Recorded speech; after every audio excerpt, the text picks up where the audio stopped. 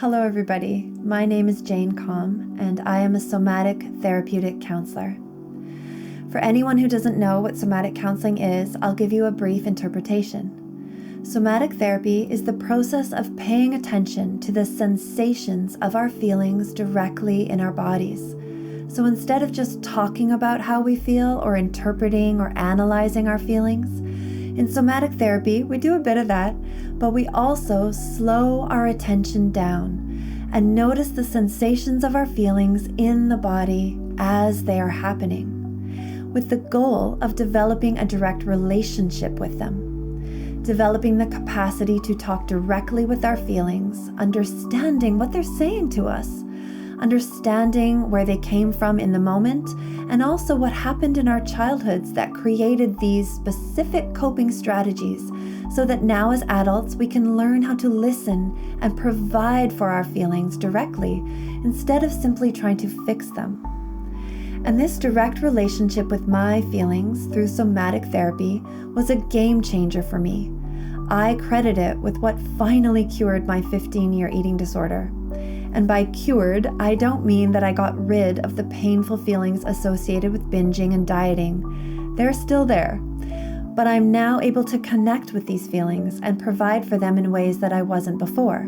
So I am no longer acting out from them. And in this process of somatic experiencing, what I've noticed is, not only do my clients develop a deeper, more personal relationship with their own feelings, but they also tend to develop a more direct relationship with their own sense of inner guidance.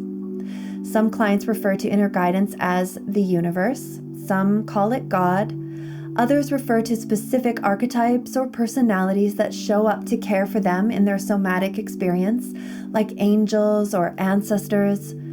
Others simply notice the powerful sensation of love and hear specific guidance and instruction from it. The results are as unique as we are. My clients often report that they always knew this guiding presence was with them, but they didn't know they could speak to it, and they rarely, if ever, paid attention to it on purpose. So that's what I want to chat about: how to develop an active, reciprocal relationship with our own inner guidance. Now, inner guidance is invisible, but it is also relatively tangible because you can sense it. And when communicating with what we can feel and sense, but is also invisible, we need to employ our creative, intuitive capacities, aka our psychic skill set. It's my observation that psychic skills are normal and natural, and everybody has them to differing degrees. Psychic skills are as normal to the human experience as breathing or pooping. Everybody does it. Everybody has natural psychic skills, just the same way that everybody has a physical body. You have a unique physical body that only you can communicate with directly. The same goes for psychic skills. We use our psychic senses to communicate all the time. We refer to them in everyday language when we say things like, I had a sense that person wasn't friendly, or I had an impression, or a gut feeling, or a hunch. These are all ways we normally communicate about our everyday psychic awareness. But we also have something else in common. We are all the product of what I believe is hundreds, maybe even thousands of years of forced disconnection from our natural psychic skill set and communication with inner guidance. In the past, this disconnection was forced upon us by the priest classes or royalty classes. You were ostracized or could be killed for daring to question the spiritual communication of the priest class. The same went for the ruling classes, the royalty. They were God's chosen people, and how dare you consider yourself of equal importance in the eyes of the divine? Nowadays, we don't defer as much to the priest classes or royalty, but we still acquiesce. In today's world, we give away our inner guidance to materialism or scientism or the experts. We are shamed for believing in anything you can't prove on paper. If you can't see it and touch it, it's not real, and you're an idiot for even suggesting otherwise. Even in spiritual communities, we give away our natural psychic knowing to gurus or chosen channelers as though this kind of communication were absolutely out of reach to the rest of us. Now, I am not suggesting we can't learn from teachers or elders or experts. On the contrary, we cannot learn without them. But there is a difference between respectfully learning and submitting. As a result of these hundreds of years of disconnection from what is natural, we have to practice being natural. We have to practice breathing. Have you ever been to a breathing workshop? We have to relearn how to eat naturally. Who's trying to avoid the middle aisles at the grocery store? Anyone? The same goes for our psychic skills. We actually have to practice the development of relational communication with our psychic skill set because we are no longer natural at it. So, I've always been a spiritual seeker. I drove my mostly atheist parents batty as a child, wanting to talk about God and wondering, why don't we go to church more? So I've always felt a sense of guidance, the kind of guidance that eventually led me to seemingly miraculous synchronicities or finding impossible parking spots. The kind of guidance that prompts me to participate in medicine ceremonies and yoga retreats. And all of these spaces and practices are so important and deeply connecting. But I didn't have a normal, consistent relationship with my inner guidance system. And until about 5 years ago, it had never occurred to me that I could have one.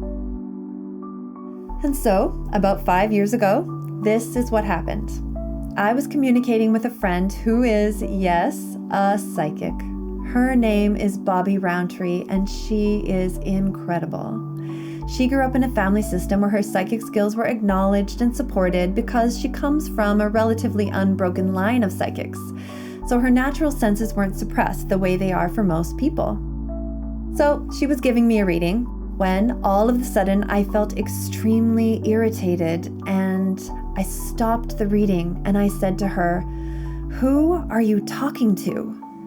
And she said, "Well, I'm talking to your guides and my guides." And I said, "Why are you talking to my guides?" And I was speaking to her in this bratty, cynical tone, partially, out of jealousy, but partially out of powerlessness. If these were my guides, why couldn't I talk to them? And she said, "You can." She said, "Anyone can do it. I'm not special. I just have a more developed relationship."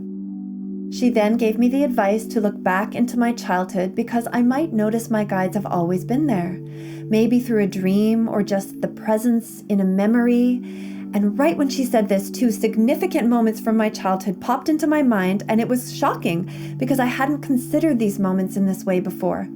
So I didn't say anything to her, but I did ask her for advice on how to develop a relationship with guidance.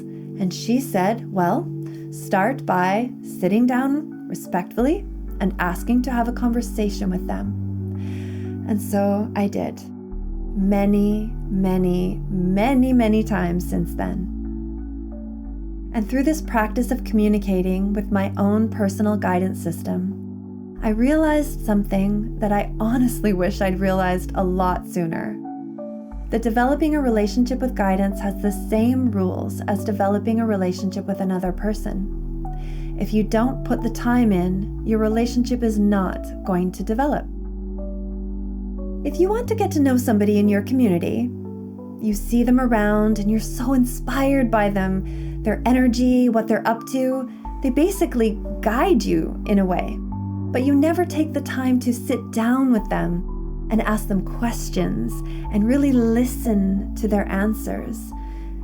Talking with them back and forth. Back and forth. Well, you're not really going to develop your relationship. You may be still guided and influenced by them, but your relationship will be very limited without consistent listening effort. And so for the last 5 years, I've been putting in the time, on purpose, regularly noticing the sensation of guidance in my body, listening to it, noticing what comes up when I listen, asking questions back and forth, back and forth. And I'm going to make a disclaimer right now. My disclaimer is that there is a part of me that is skeptical about what I'm telling you right now. I reserve a level of doubt at all times. I call this part of us the inner bullshit detector, and I consider it very important. I'm aware that I could die tomorrow and look back on this moment and realize, a lot of what I'm saying to you right now isn't quite hitting the mark. I can't know for certain. No one can. But I can tell you with absolute certainty that developing my own conversational relationship with inner guidance has caused me to feel so much more capable, so much less alone, so much more intimately, cellularly loved. I also feel a lot braver. I certainly wouldn't be sharing all of this with you right now without ongoing, intricate encouragement from my guidance system.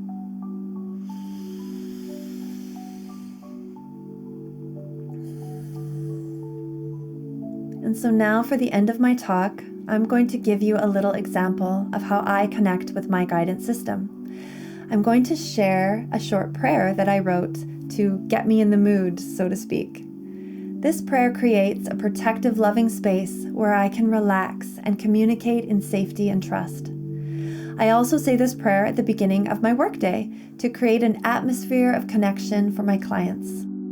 I say this prayer out loud, and I really want to stress the value of communicating out loud to your guidance system. Praying out loud is a very powerful thing to do. And the reason for that is the nature of the mind. It's very dualistic. If we keep our prayers just in our mind, only thinking them, what happens is we end up with wishy-washy results. When I think in my mind, I really want to communicate with guidance, what will happen is the exact opposite thought will pop up. Something like, this is stupid, nothing's happening, let's go eat some cookies.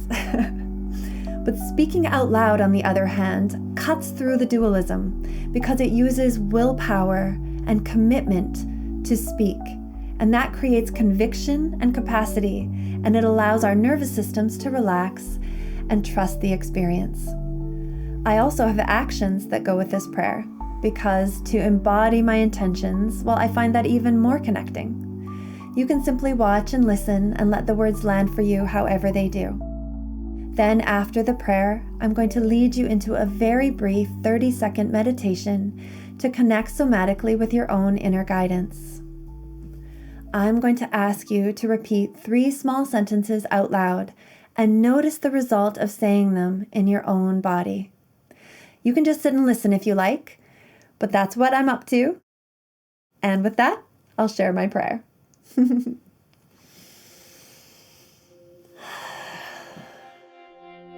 This space is surrounded by the power of true love, guided by the power of true love, protected by the power of true love, and directed by the power of true love. We are safe here in the arms of true love, where all is welcome. I exist beyond the illusion and confusion in the truth, where true love resides and miracles are natural.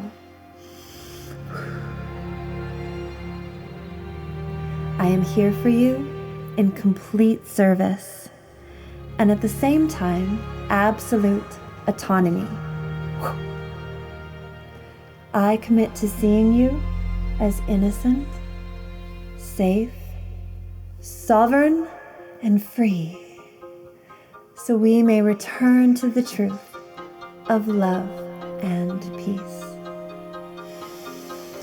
Welcome, welcome, welcome to our benevolent, healed ancestors and true love guardians and guides. We are deeply, deeply listening. So I'm going to ask you to close down your eyes and begin by taking 3 big, purposeful breaths, slower and longer than normal, all the way in and all the way out.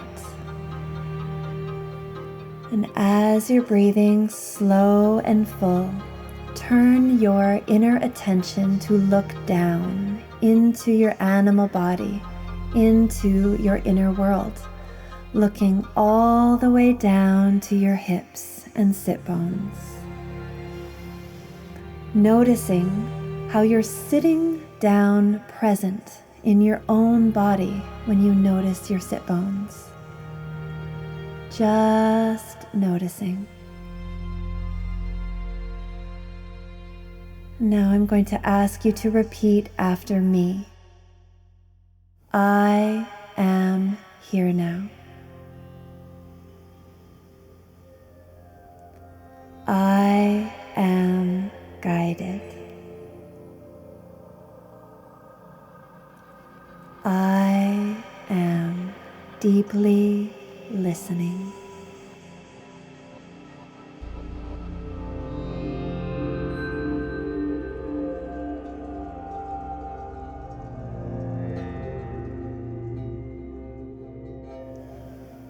Thank you.